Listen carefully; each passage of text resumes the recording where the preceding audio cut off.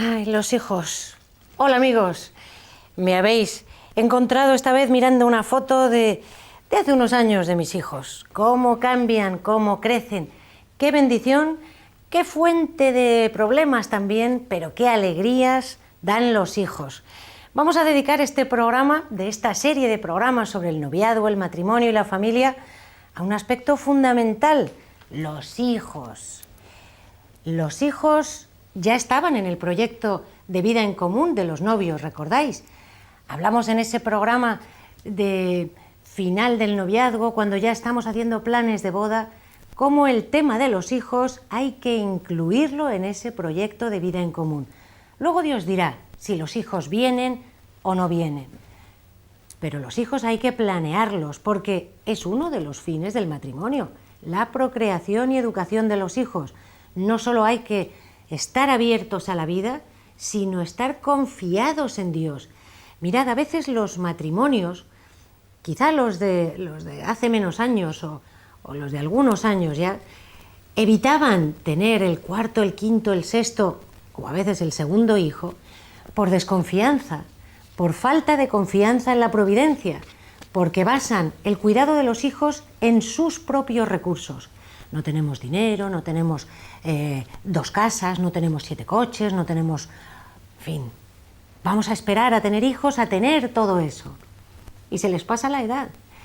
Los hijos vienen cuando, cómo y cuántos Dios quiere. Dios sabe si vamos a poder criar a 9 hijos, en el caso de mi suegra, o a 5 hijos, en el caso de mi madre. Dios quiso que mi marido y yo tuviéramos 3 hijos que viven y 1 que ya está en el cielo. Dios sabrá por qué. Dios lo habrá permitido por algo. Seamos conscientes de que si estamos en sus manos, nada malo nos va a ocurrir. Ni siquiera el número de hijos es una cosa mala. Es un horror o un desliz o un error tener 14 hijos, ni muchísimo menos. Si se tienen 14 hijos es porque Dios lo ha querido y seguro que esa familia es muy feliz, aunque a lo mejor no tengan esos 2 coches, 3 lavadoras, o a lo mejor hacen falta, pero no se tienen. Bien, como digo, los hijos se incluyen, se deben incluir en ese proyecto de vida en común de los novios. Y ya de novios, ese matrimonio tiene que haber hablado de cómo queremos educar a nuestros hijos, cómo los vamos a educar, en qué valores, en qué tareas, en qué exigencias. Eso es lo que los pedagogos llaman el estilo educativo. Hay varios estilos educativos que podemos adoptar a la hora de educar a nuestros hijos. Uno puede ser el estilo autoritario, el de ordeno y mando. No hay diálogo con mis hijos y mis hijos tienen que obedecer porque sí. Quizás ese estilo se llevaba más o se practicaba más en la época en la que yo era una niña, hace muchos años. Bien, no pasa nada, era un estilo educativo que no funcionó mal. A mi gusto le faltaba un poquito de diálogo, pero ese estilo educativo no es del todo educativo. Ese estilo autoritario es el que vamos a desechar como que no es bueno utilizar. El segundo estilo, pues sería, por supuesto, todo lo contrario, el estilo permisivo, el dejar hacer. Los hijos los educa la vida, los educa el ambiente. Yo quiero que mis hijos sean libres y que ellos elijan lo que quieren ser. Bueno, eso es el mayor de los errores, permitidme que os lo diga, como el que dicen algunos padres: yo no bautizo a mi hijo, que él elija de mayor si ser católico o no, si estar en la iglesia o no. Bien, es que ya has elegido por tu hijo, ya le has negado la fe, ya le has negado el sacramento del bautismo, ya le has negado pertenecer a la iglesia, ya no le has dado a elegir. La verdadera elección es la que conoce todo y opta por una o por otra. Pero si le niegas conocer la fe de nuestro Señor Jesucristo, conocer el Evangelio, conocer la Iglesia, ya le estás manipulando. Luego, no es tan permisivo tampoco ese estilo. Nos queda el último estilo, que es el equilibrado, el estilo que tienen que tener los padres a los que yo me estoy dirigiendo hoy. Es un estilo quizás más comprometido, que exige más trabajo, pero que tiene muchas más satisfacciones y además que es un estilo en el que inviertes para el futuro, que a veces ese futuro es el día de mañana, pero realmente el día de mañana, no dentro de 15 o 20 años. Este estilo educativo, que es el equilibrado, tiene padres con autoridad. Además pone normas y límites, demuestra afecto y cariño, lo que hay que tener por los hijos, consigue esa armonía familiar con diálogo. Cuando hay conflictos, se negocian, se dialogan, se buscan alternativas. Además, se educa para la vida. Es decir, se les dice que no a los hijos cuando hay que decirles que no, porque en la vida no les van a dar todo lo que exijan o pidan. Los padres debemos educar a nuestros hijos para la vida, porque no siempre van a estar metidos en casa. Es lógico y es sano y está dentro de los planes de Dios que nuestros hijos vayan y formen su propia familia o vayan a dedicarse a Dios en la vida consagrada. Hay que educar en los hijos la libertad y la responsabilidad, comunicando elogios, en fin, vamos paso a paso, poquito a poco. Primero vamos a explicar un poquito lo que es tener autoridad, porque es una palabra que también está muy en desuso. Tener autoridad exige de los padres tener un criterio claro y firme en qué valores quiero educar en mi hijo y llevarlos hasta las últimas consecuencias. Hay padres que dicen: yo es que no quiero caerle mal a mis hijos, yo es que quiero que mi hijo no se disguste, es que por evitar una trifulca con mi hijo, y a lo mejor el hijo tiene 2 años, y ya el que manda es el hijo, porque en casa tiene que mandar alguien. Si no mandamos, entendedme lo de mandar, tener autoridad, si no llevamos la rienda de la casa a los padres, la llevan los hijos, y eso sí que es bastante erróneo. Tener autoridad a los padres es hablar también del verdadero poder de influencia, porque esa autoridad no es la del ordeno y mando del estilo autoritario que decíamos antes, es la autoridad del liderazgo, del que demuestra los valores en los que quiere educar con el propio ejemplo. Las palabras mueven, pero los ejemplos arrastran. Es un dicho que todos conocemos y muchos usamos, pero es verdad. Si yo quiero tener autoridad sobre mis hijos y que me obedezcan en cosas concretas, tienen que ver mis hijos que yo también obedezco y cumplo esas cosas concretas. Lo vamos a ir viendo con un poquito de calma. Pero es que además hay que decir que los padres, ejerciendo la autoridad, estamos cumpliendo el plan de Dios para con nosotros. Si Dios permite, Dios quiere, Dios envía a estos hijos a una familia, es porque a los padres esa autoridad que tienen sobre los hijos les viene directamente de Dios. No les viene de que sean altos, rubios, guapos o morenos, no, les viene de Dios esa autoridad, porque es Dios el que ha depositado en esos padres la custodia, la crianza, la educación, la tutoría y la guía de esos chicos y chicas que son, en definitiva, hijos de Dios antes que nuestros. Eso es algo que los padres nos cuesta mucho asimilar, que los hijos que hemos traído a este mundo no son nuestros.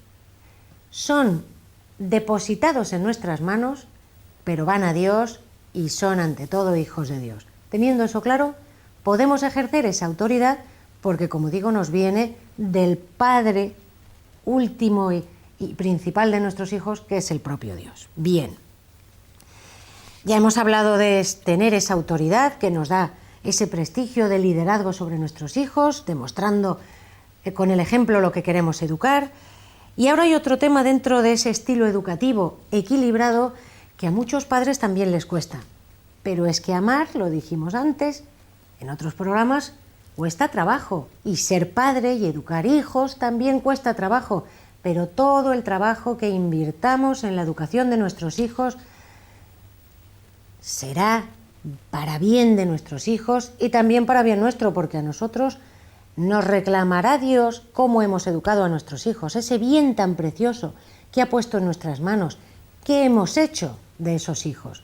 Los hemos abandonado y han sido pues drogadictos o delincuentes o se han perdido por esos caminos. Es culpa nuestra antes que de nuestros hijos. Bien, pues para evitar eso hay que poner normas y límites en la familia.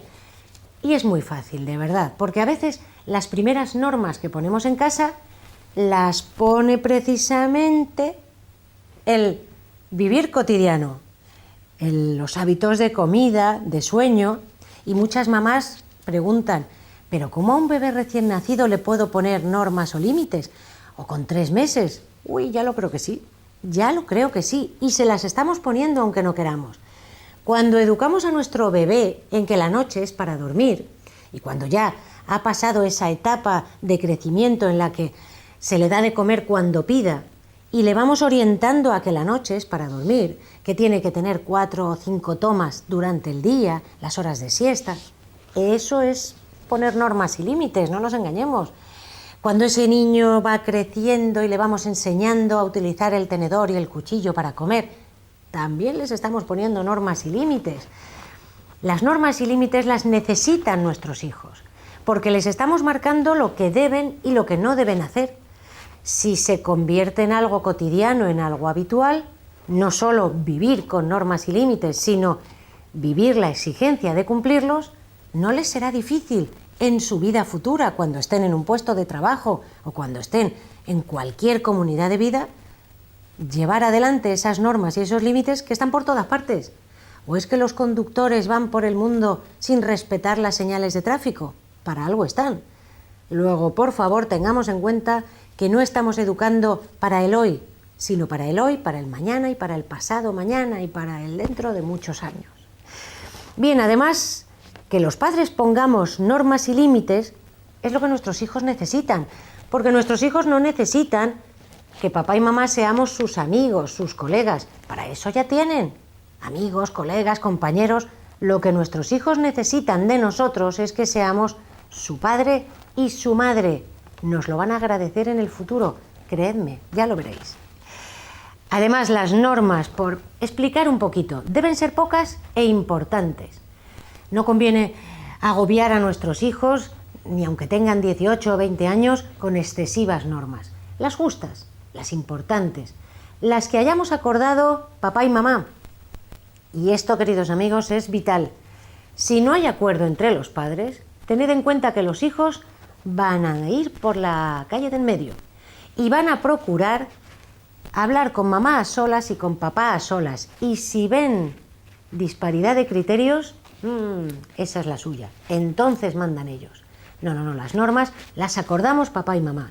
Y papá y mamá acordamos también la sanción, por no hablar de castigo, aunque no está mal utilizada la palabra castigo siempre que no sea un castigo físico y un maltrato, ¿de acuerdo? Bien, pues también papá y mamá acuerdan la sanción que va acompañando a la infracción, al no cumplimiento de esa norma. Y si eso se lo explicamos a los hijos, dice un refrán español, el que avisa no es traidor.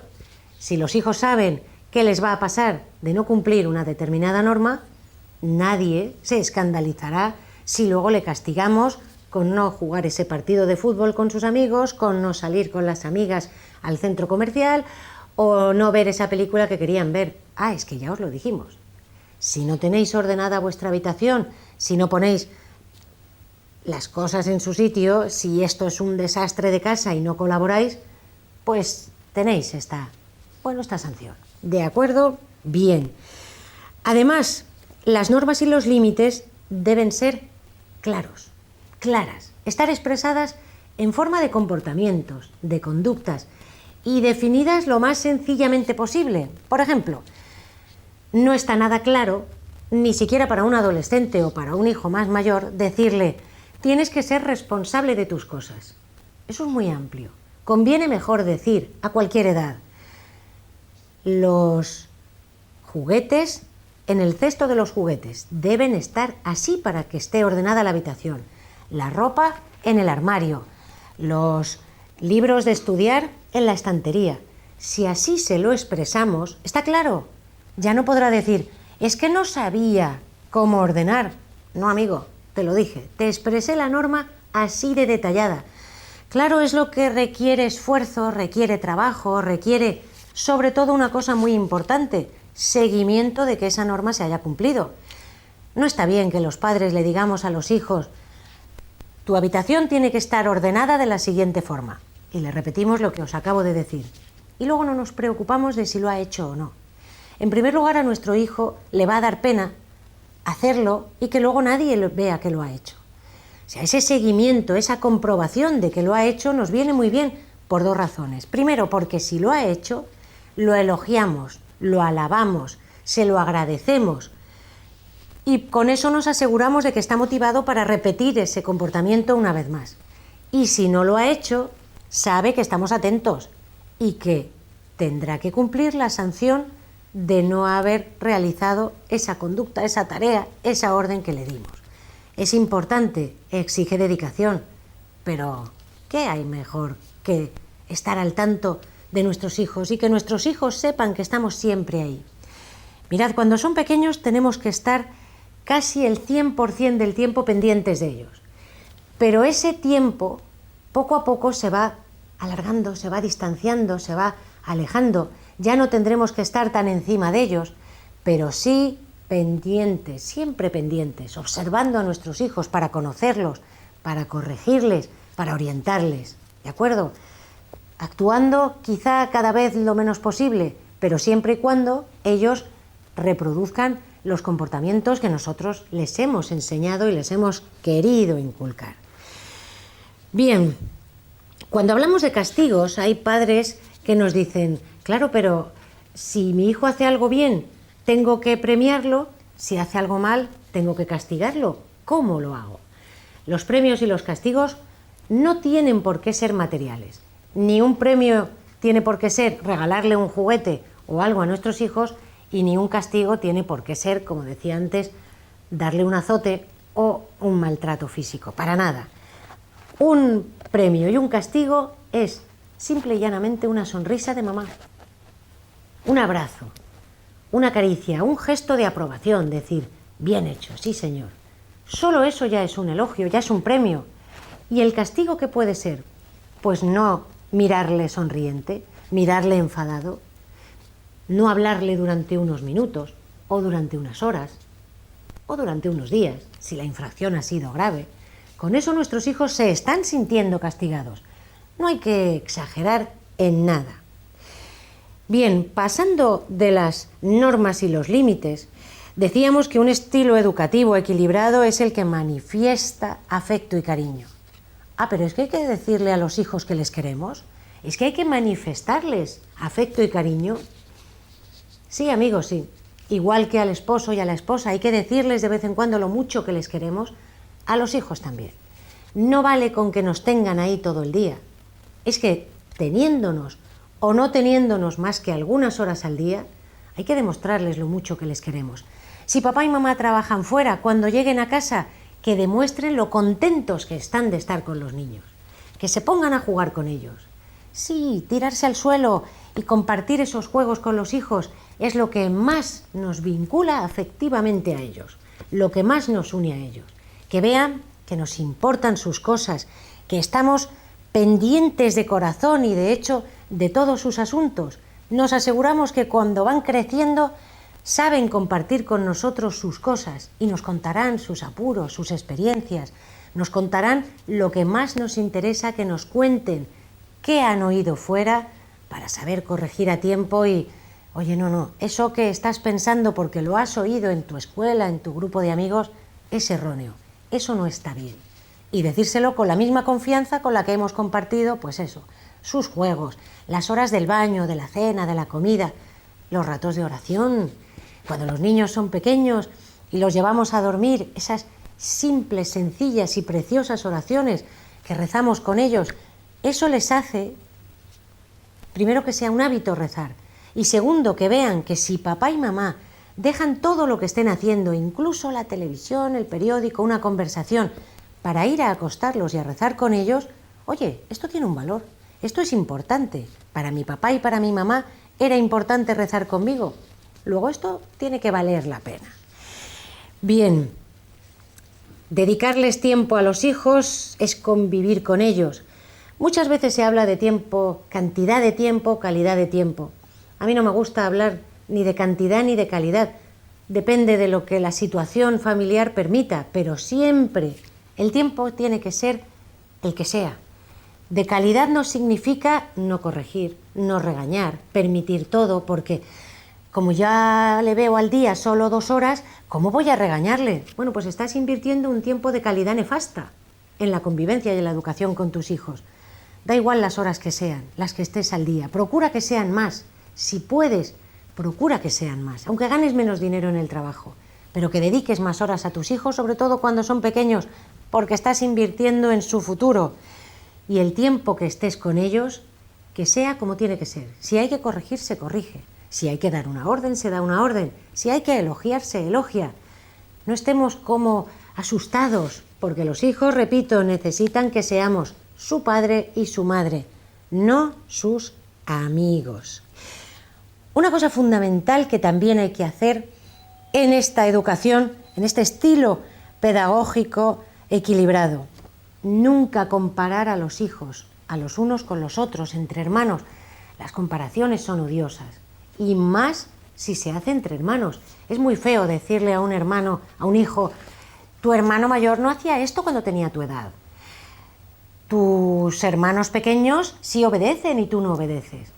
No, no es bueno compararlos, porque además creamos como rencillas, enemistades entre ellos. Cada hijo tiene que ser la mejor persona que pueda llegar a ser él mismo, sin comparaciones. A mí tampoco me gusta que me comparen en mi trabajo, en mi vida espiritual, en mi físico. Pues no comparemos a los hijos. No es bueno. Descubramos cómo son e intentemos sacar de cada hijo lo mejor que pueda. Con exigencia flexible, si queréis, con mucha paciencia. De hecho, mirad, un amigo mío decía que para educar a los hijos hay que tener estas condiciones: quererles mucho, mucha paciencia, sentido común, sentido del humor y algo de ciencia. Y en este algo de ciencia, bueno, pues están estos programas en los que queremos enseñaros, comunicaros nuestra experiencia para que, si os sirve, la toméis. Está a vuestra disposición. Luego hay que dedicar tiempo al diálogo con los hijos. El diálogo es fundamental en la familia, lo decíamos en el programa hablando de la comunicación en el matrimonio. Pues si es importante en el matrimonio, no os podéis imaginar lo importante que es con los hijos. Pero fijaros que con los hijos quizás hay que acentuar, conforme van creciendo, la capacidad de escuchar más que la capacidad de hablar. Nuestros hijos están queriendo comunicarse con nosotros continuamente, nos están emitiendo mensajes. Seamos buenos receptores. Detectemos cuando un hijo está inquieto, está dolido, está preocupado, está estresado, algo le bulle por dentro, y dediquémosle tiempo a que nos hable. Porque en casa se puede y se debe hablar de todo, no hay temas tabús, no hay temas prohibidos, se puede y se debe hablar de todo. Esa escucha tiene que ser sosegada, tranquila. Bien, el tema de la educación yo creo que merece la pena que le dediquemos unos minutitos más, pero no será en este programa, será en el siguiente. Espero que me acompañéis, porque los hijos son nuestro mayor tesoro. Vamos a dedicarles un poquito más, unos minutos más, y toda la vida si hace falta, porque nunca dejamos de ser su padre y su madre, y ellos nunca dejan de ser nuestros hijos. Pero esa relación va cambiando con el tiempo. Lo seguiremos comentando en el próximo programa, amigos. Espero que estéis tan a gusto con nosotros como nosotros estamos con vosotros, y que tengáis ganas de volver a conectar en el siguiente programa, que seguiremos hablando de los hijos. ¿De acuerdo? Hasta pronto, amigos.